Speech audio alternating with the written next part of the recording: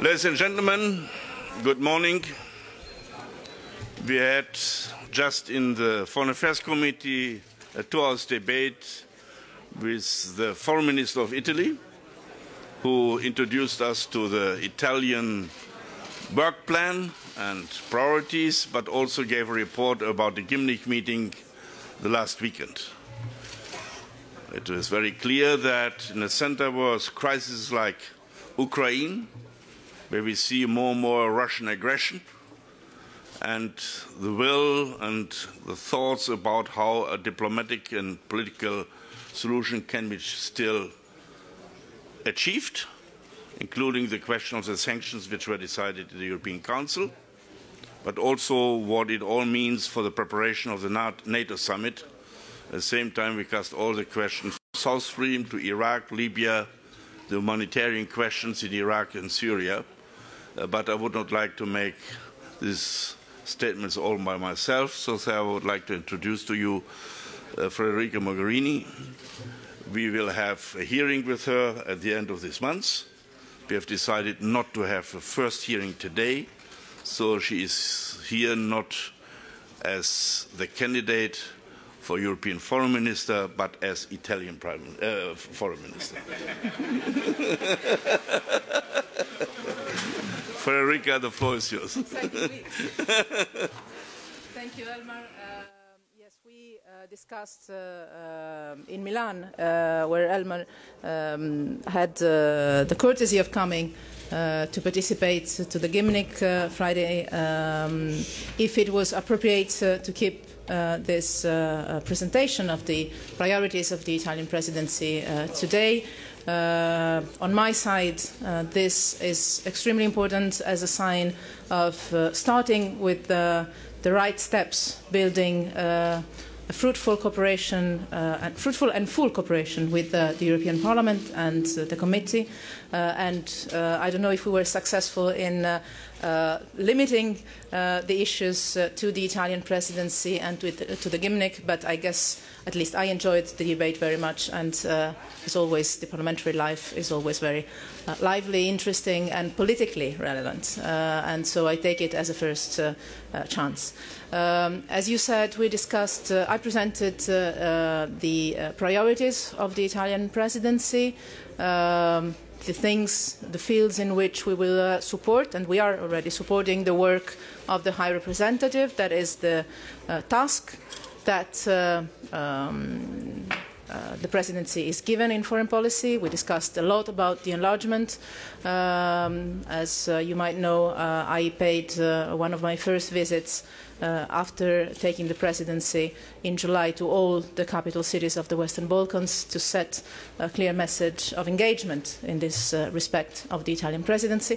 And then I reported on the discussions we had in Milan Friday and Saturday on the major crisis, Ukraine, obviously with the developments that we've had also in the last days, and with the decision of the Council Saturday night to work on a further package of sanctions. I reported the work that under the presidency that we hold has started yesterday in Coreper to prepare the package. The package will be presented by tomorrow from the Commission. Coreper is meeting again tomorrow, Thursday and Friday, and by Friday a decision will be adopted.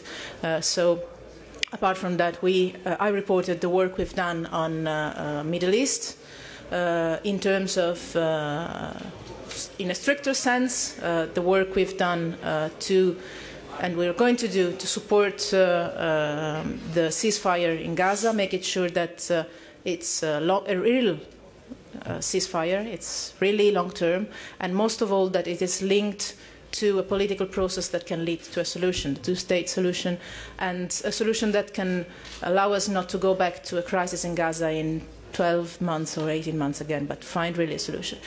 We need Europe there, that's clear. I reported also on the discussion we've had on Syria, Iraq, the efforts to face the challenges posed by ISIL, in the region. We discussed Libya in Milan and so also here. I think it was an extremely good, fruitful and interesting discussion for me, not only to answer to the questions, but also to listen to the members of parliament view. I think we will have in a few weeks another fruitful chance on a different under a different hat, two actually, no, one for the committee. But for me, it was a very good day for the moment. But then I'm in your hands, so it could get worse. No, I'm joking. But as I dedicated a long time, we dedicated a long time for the discussion in the committee, you understand me if we have less time for you. I promise in the future would not be the same. Madame Mogerini? I think we can get just one. Madame Mogerini? Thank you. Comment vous qualifiez aujourd'hui la situation en Ukraine? So, perhaps I'm wrong. He has now asked the question, then I will, I think, appoint him. Yeah.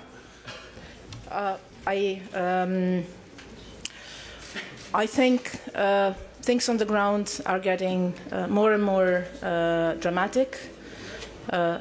We speak about an aggression, and I think that we need to respond in the strongest possible way to that, in order to make sure that, as Elmar said, pressure is put in order to find a political solution. Sanctions are part of a strategy, of a political strategy, should be. The fact that the contact group managed to meet is the little light in a time of complete darkness. And I hope that we will manage to work for having this little light growing and the darkness reduce. I have to say it's not encouraging what is happening in these hours. That's clear. What the Italian presidency can do to support the work of the High Representative in this regard, will do, and we are doing. As you know, the work we're doing on Coreper is under the Italian presidency responsibility, and we're doing fast and in a consensual way, hopefully, to implement paragraph 12 of the conclusions that were taken on Saturday. One after the other. I think, no, but I think my time has finished. It's finished? Because we said I had to finish at 11, so I think just one maybe. What are you expecting from the NATO summit? And there. Professor, two questions. You and then the man there in the back with the glasses was the first one. Okay. Then it's finished. Okay, that's what's Euronews. What are you expecting from the NATO summit in Wales on Ukraine? Will you be in Wales for demanding me? No. I expect, first of all, an overall discussion. Because the NATO summit has obviously to respond to the situation in Ukraine, which is at the moment extremely dramatic. But I think we should not forget all the other crises that we have around us.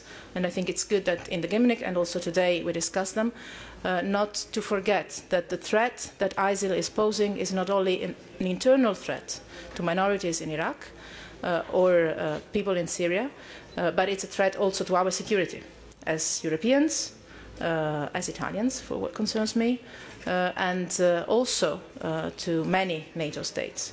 Remember that Turkey is a NATO country and is just bordering the crisis area. So I think and I expect that we will face this discussion as well. I will have a conversation with John Kerry on this later today, and I expect also to take the chance of discussing Afghanistan. Because we should learn the lesson of not forgetting conflicts once we leave them. And we are not leaving Afghanistan, if not in terms of military mission there. But I think we need to look to the transition for a longer time. Iraq and also Libya tells us that we need to keep the attention on the political transitions after the military interventions are finished. Last question. Minister, you said that you want a political solution with the Islamic State. Could you clarify? No. I say it the Nordic way. No. No, I never said this. I'm sorry, maybe the translation was referring a different... I never said a political solution with ISIL. Never mentioned anything like this. I take the chance of having all you here. Nothing like that. No way. I said we need to build a regional framework in the Middle East that allows different actors to face together the challenge of ISIL and respond together to the challenge that ISIL is posing in terms of security, in terms of humanity, let me say it like this. So no way there is a political solution or deal towards ISIL.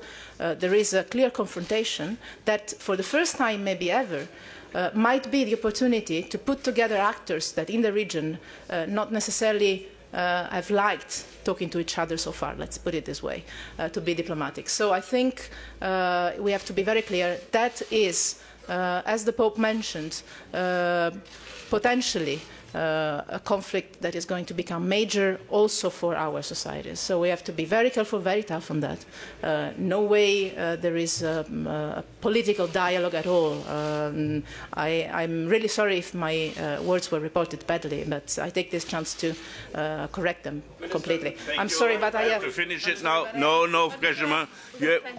You have to blame me because I did not stop the meeting earlier there. So we have to close it now. It's all the fault of the European Parliament. Thank you so much. Thank you very much. Thank you. See you.